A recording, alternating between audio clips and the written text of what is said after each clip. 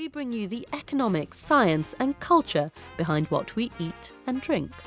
This week's programme is no ordinary programme. No, it's a super episode, packed with interesting interviews of course, but also making you feel better about yourself. OK, that may be pushing it, but that's exactly the kind of marketing that goes into superfoods, the label given to foods that aren't only nutritious, but which claim to have exceptional health benefits. They're fashionable foods like goji berries, quinoa, blueberries, salmon and broccoli. This is the focus of our show today. We'll find out how a food becomes hip. Eat a balanced diet, eat your fruits and vegetables, don't indulge too much in drink and so forth. That's boring. And so what sells and what's appealing is these sort of silver bullet ideas. And we'll explore how the demand for ever healthier foods affects the countries where they're grown. You must make sure that Ethiopians get this food supply at a very reasonable price, and it should be available at any time so that people don't starve. That and more on today's edition of The Food Chain. But first, who buys superfoods? One of the biggest markets for health foods is the US. The consumer research company Nielsen showed that the number of American farms harvesting the green leafy vegetable kale has more than doubled between 2009 and 2013. Coconut water's reputation as a superfood has helped push sales of the packaged version from almost zero a decade ago to close to $400 million, according to the market research firm Euromonitor. This is a trend that's going global. In 2011, after the Brazilian acai berry became beloved of health-conscious celebrities, worldwide sales of foods and supplements containing it reached $130 million, according to the market research firm Spins. But is all this hype justified? Coconut water's reputation as a superfood has helped push sales of the packaged version from almost zero a decade ago to close to $400 million, according to the market research firm Euromonitor. This is a trend that's going global. In 2011, after the Brazilian acai berry became beloved of health-conscious celebrities, worldwide sales of foods and supplements containing it reached $130 million, according to the market research firm Spins. But is all this hype justified? Hello, I'm Angela Saini from The Food Chain. Hello, it's lovely to meet you. I'll admit I'm pretty partial to a superfood myself. Just this week I roasted kale for dinner, and in my store cupboard is a pack of the South American grain, quinoa. One superfood that I'm yet to try though is the chia seed. Not one to willingly miss out on a food fad, I'm here at the Chia Company, originally founded in Australia more than a decade ago, but now with a branch in London. And I'm with Annie Walton, General Manager for the Chia Company in the UK and Europe. Annie, can you tell me, what is the chia seed? It's a very small seed, it's a tiny seed, and it's oval in shape, and just 1 tablespoon of seed eaten every day would give you 100% of your omega-3 and 25% of your daily fibre requirement. That's a lot. Who is buying this product now? Initially, we found that the health zealots within the shopping community knew about chia seed and have known about chia seed for some time, but found it very, very difficult to find and buy. What we're finding now is that there is a complete cross-section of people buying the seed. We're operating in China, Korea, the Middle East, Europe, and every year we're growing 100% more than the previous year. So we are now the biggest grower of chia seed in the world. Would you like to try some? Yeah, I would love to. We've got mango, banana and vanilla. I'll try vanilla. So there we are. Would you like It doesn't look particularly appetising, and I have to say, when it comes to superfoods in general, they're not particularly appetising to look at, or not even sometimes to taste. This is what chia seed does when it is mixed with coconut milk in this case.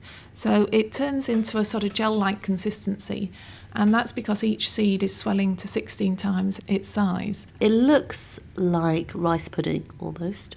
It's not staying on the spoon. There we go. I was slightly fearful about taking a taste because it doesn't look great. It looks gelatinous and slightly off-putting, but it tastes good. The kind of people who buy this product will be health conscious anyway, so they're probably eating better diets anyway. I mean, what scientific evidence do you have that this is good for you? The evidence that we've had is largely about what people tell us about how they feel. We know exactly what the nutrition of chia seed is, and we know there is scientific evidence to say what that nutrition does within the medical environment. So if you put the two together, then there is no question that chia seed does help. Annie Walton from the Chia Company. Well, companies certainly seem enthused, but not all superfoods stand up to scientific scrutiny.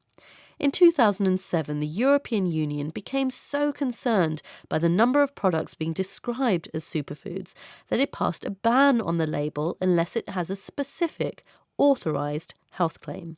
Even then, it's hard to know which health foods are good for our diet.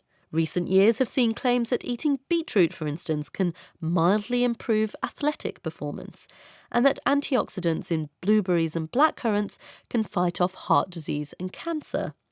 Can small amounts of certain foods really be so transformative to health? We invited a nutritionist to explain. I'm Dr. Scott Harding. I'm a lecturer in nutritional sciences at King's College London. Superfoods tends to be a term that gets associated with a particular food, or usually an ingredient in a food, that's recently maybe been touted to have some health benefits. However, in my area of research, generally nutritional sciences, it's not a term that most people would use. Generally because a lot of the science that's used to support the term superfood is questionable at best. Most vegetables these days, especially some of the more obscure ones that don't tend to fall on people's dinner plates very often, are touted these days as superfoods. An example of that could be kale. You see kale a lot in various food products, especially things like smoothies or drinks. To get an individual to consume more kale in their diet, referring to it as a superfood is a good way to do it. It is a very nutritious vegetable. It's very high in vitamin A and vitamin K, but generally it's not distinct enough from something like cauliflower, broccoli, Brussels sprouts for you to consider it any more of a better or nutritious choice. They are without a doubt good for us, but to think that to consume excessive amounts is going to stave off a particular disease or reduce your risk of diabetes, there's not really a lot of science around some of these foods to support that. People eat more than one thing usually, and so because of that, the problem that faces a lot of scientists in this area is that they cannot distinguish clearly the effect of one particular food over another or over a dietary pattern, because it's the variety in the diet pattern that's likely more important, not monotony and individual types of foods consumed. And even if there tends to be some literature, some scientific literature supporting it, it needs to be robust, it needs to be replicated, there needs to be multiple studies done, it needs to be proven in humans to really make a claim to show that something has an impact on a particular disease, especially if it's from the diet.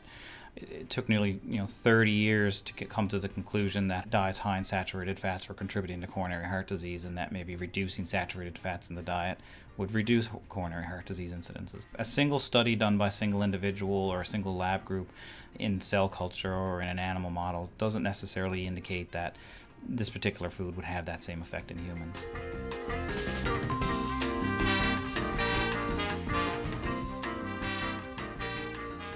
Nutritionist Scott Harding. Lots of foods are good for us, but why do some become so trendy while others don't? Why kale, and why now? That's the question that Canadian journalist David Sachs tried to answer in his latest book, The Tastemakers. David told me how so many of us became such dedicated followers of fashionable food. The whole notion of superfoods, which really is less than a decade old, is the idea that a certain food or category of foods are so much more beneficial to human health that you really need to eat as many of them as possible. The chia seed, which is something that was originally cultivated in Latin America and is still largely grown there, has many properties to it. It's very high in things like calcium and fiber and protein that make it a candidate for the marketing of it as a superfood. The explanation of growth really came around the fact that it was written about in a 2009 book called Born to Run, which was a bestseller by an American author named Christopher McDougall, which tracked a certain tribe of Indians in sort of the central area of Mexico who were regarded as the best distance runners in the world. And a few times in the book, he talks about how they eat chia seeds and how it's sort of this powerful cure-all food, which gives them energy and stamina. Then goes on to talk about how chia seeds are high in this and high in that, and you couldn't pick a more perfect food.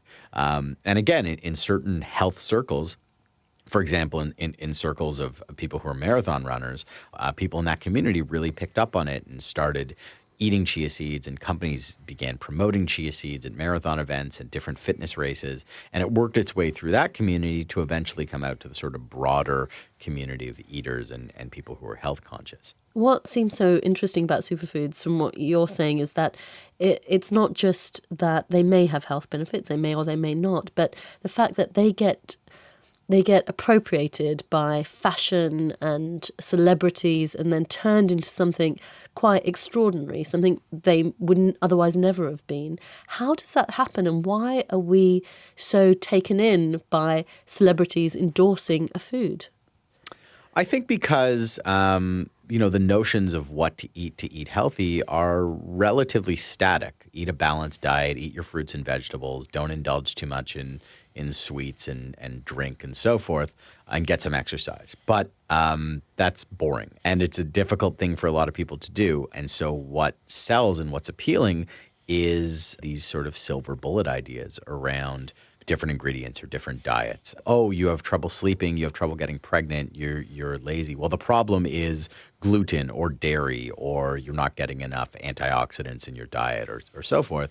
And there's money to be made in that. And so if culinary celebrities or just good old-fashioned actors and singers decide to make this their personal cause, or they have their own belief in it, they have the power to influence a great number of people. David Sachs there on the tastemakers behind the superfood industry. You're listening to The Food Chain, a new programme on the BBC World Service that explores the economics, science and culture of what we eat. Today we're looking at the Hollywood-style heroes of the grocery shelves, superfoods. From kale to chia seeds, we've heard how our desire for healthier meals is creating new markets for previously uncommon foods. Well, uncommon in some places. In the countries where they're from, these superfoods are sometimes ancient staples. Last year was the UN's International Year of Quinoa, testament to how this small, nutrient-rich South American grain has become a global favourite. Widely eaten in Peru and Bolivia, it now graces the kitchens of the health-conscious all over the world. Championed by people like Michelle Obama, its popularity caused quinoa prices to triple since 2006. Our reporter Joanne Nicholson looked at what happens when a nation finds itself at the centre of a superfood phenomenon. Peru is the largest producer of the so-called superfood quinoa. Together, Peru and Bolivia produce 70,000 tonnes each year. That's 92% of the world's quinoa harvest. But the booming demand for quinoa in countries like the United States, Australia and Britain has lifted prices beyond the means of communities for whom it's been a staple since the time of the Incas. In 2004, producers could charge just under $300 a tonne. Now the price is around $1,500 a tonne. I wanted to see where it comes from, so I travelled high up into the Andes Mountains to meet some of the farmers. To get to the quinoa terraces, I went from sea level to almost 4,000 metres in just a couple of hours. The thin air up in the Andes allows the sun's radiation to impact on the plants, and it's that concentration of sunlight that makes such a good quality crop. The farmers here grow a premium crop, and it's sold in health food shops. They farm in an artisan style, different to the more mass-produced plants. One farmer, Santos, told me about the dilemma he faces because of the recent spike in price. If there's more production of quinoa, prices might come down so that all of us here can afford to eat it. But if the price falls too far, then it wouldn't be economical for us to produce it in the first place. We didn't used to see it as a precious commodity, and now we're seeing things in a different way. We focused too much on other crops in the past, like maize and beans. But now quinoa has captured the world's attention. Faustino, another farmer now in his 40s, has been farming here with his family since he was a boy. He says he wants investment in growing quinoa to improve his and his family's standard of living. We need to keep some of the harvest back for our own food and then straight away sell the rest because the cost of quinoa is rising. We could make even more money if we turn it into other food products. If we can export more farmers could produce it. That's what we aspire to. Having seen this for myself, it's clear there's only so much these farmers can cope with on this small scale. At its best, it's subsistence farming. I asked John Preissing, an expert at the United Nations Food and Agriculture Organization, what the problems are that farmers are facing. I think that they are facing a lack of access to high-quality seed, technical assistance, and also other storage considerations and maybe marketing considerations. Recently there's been a spike in prices because of the rise in popularity internationally. The prices have jumped, and for us I think that means there's signals to farmers to produce more. Joanne Nicholson there on the mixed blessings of quinoa. If quinoa producers in Peru are wondering how they can keep up with demand, Ethiopia is another country grappling with the economic future of its own emerging supergrain. Known as teff, like quinoa, this is another high-protein grain that's been eaten for centuries, but is only just beginning its international rise to stardom. The food chain's Dan Saladino has been tracking its ascent. Mercato in Addis Ababa, one of the world's biggest markets, and a place where porters, donkeys and shoppers all jostle for space. He thinks it's spicy. Tutu Malaku is a cook in search of ingredients, and she's arrived at a stand with a wall of large sacks. And there are 3 varieties of the grain teff on offer: white, brown and red. All have subtly different flavours.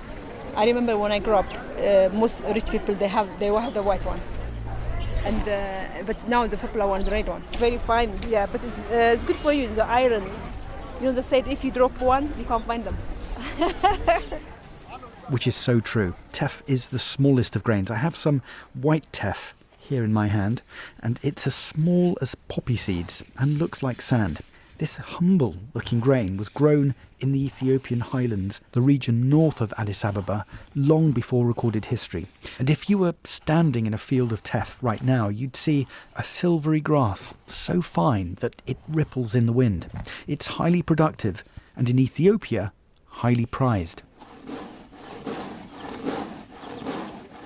Traditional grinding stones are still used in homes in Ethiopia to mill teff. For those who can afford it, it's possible for teff to feature in every meal, from breakfast to the last dish of the day. We can measure it in terms of the proportion of calories that it supplies to the Ethiopian population, which is now 90 million odd people, and it's probably about 10%.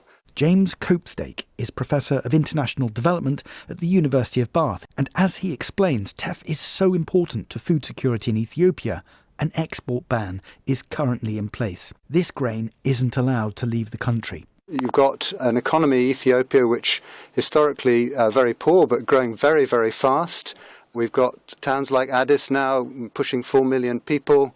So you've got huge demand for people wanting to buy staple foods, and teff is top of the list.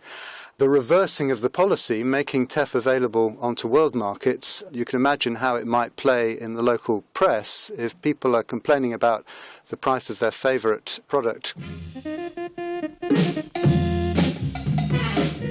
But what Ethiopia has the rest of the world now wants.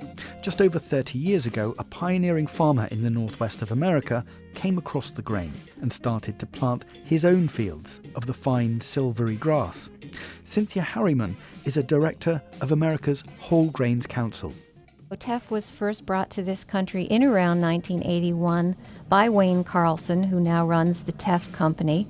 And right now he has something in the neighborhood of 36 diversified farmers in Idaho. It's production on a tiny scale. 4,000 hectares of teff, dwarfed by America's 22 million hectares of wheat. Teff is gluten-free, and that is an important factor for people who have celiac disease. It's very high in calcium and nutrients like iron and zinc. And it's this appeal, for reasons of nutrition rather than flavour, that's driving most interest in America. There's a growing number of people who want to or need to avoid gluten-rich grains like wheat. And in Europe, a similar trend is underway. That was Dan Saladino's report on the difficulties of managing teff's international popularity with the needs of people for whom it is an everyday staple. But could Ethiopia change its mind about teff and open itself up to foreign markets? Could teff be as lucrative as coffee has been? Bahanu Kabede, the Ethiopian ambassador to the United Kingdom, explains. It's in the center of Ethiopian diet. And therefore, you must make sure that Ethiopians get this food supply at a very reasonable price, and it should be available at any time so that people don't starve. But at the same time, you should use this opportunity and produce more, meet the domestic demand, and supply to the international market. For example, we produce coffee. We are the first coffee producers in Africa. We consume almost 50% of the production at home, but at the same time we supply to the world market. So we must use the same logic. The technology used in the coffee farm cannot be used in teff. So you have to deal specifically with the teff, but the institutional setup and the streamlining and the orientation that we have adopted in the coffee sector could help us in building the institution and the research capacity. So I am optimistic that this issue will be addressed by my government. Currently, our production of teff meets only the domestic demand, but there is a strong move in the country to improve the productivity of teff farmers.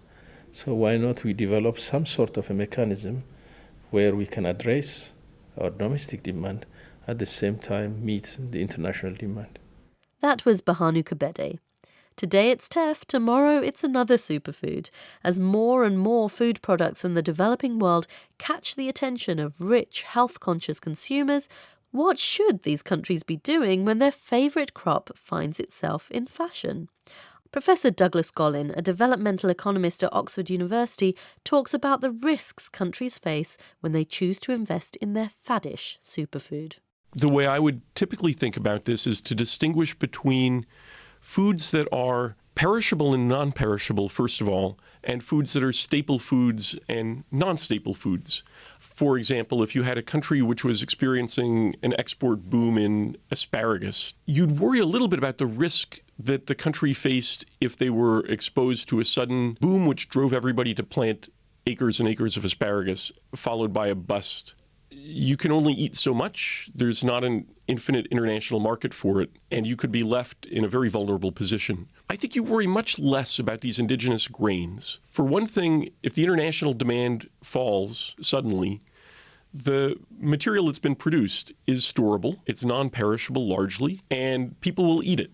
So in many ways, the downside risk is not very great for those kinds of foods. It almost always is the case that there are commodities produced locally that even when prices go rising rapidly, that people can substitute into other foods. So it's very seldom a matter that actually the physical quantities of food simply aren't available in the country. But you do have the potential for rich consumers to bid away food that would otherwise be consumed by poor people in a country like Ethiopia. So we as consumers have to be very careful about the choices we make. Again, I think it's complicated because when we buy foods that are produced, so you could think of teff in Ethiopia or you could think of quinoa in a place like Bolivia, actually, there is an argument that what you're doing is creating an enormous benefit for the farmers who produce it. It's a question within those countries of what available substitutes there are for consumers and what steps governments want to take and how they weigh the political calculus of consumers versus producers, where the poor are. It's quite a complicated question to think about what the right policy response should be. So should countries have to export foods that the rest of us have a taste for? There's been a tendency in the international agricultural community to argue that it's a really bad thing for countries to close their borders to exports. And at the time of the food price spike in 2008, the first food price spike, a number of countries banned exports of grain. For commodities that are heavily traded, like rice, the argument goes that when India, for instance, bans exports of rice or of wheat, that it really has a huge effect on countries that depend on imports, often other poor countries. And so that's been the argument. This is much less of an issue for these specialized grains like teff or quinoa, where there's really no highly dependent importing countries. For those, you could make the argument that there's really very little cost to the international community when a country implements an export ban. For rice or for wheat, you do worry that countries are, in effect, exporting high prices if they close their borders to exports at a time when there's an international shortage. Professor Douglas Gollin on the international economics of superfoods. And that's your lot for today's edition of The Food Chain.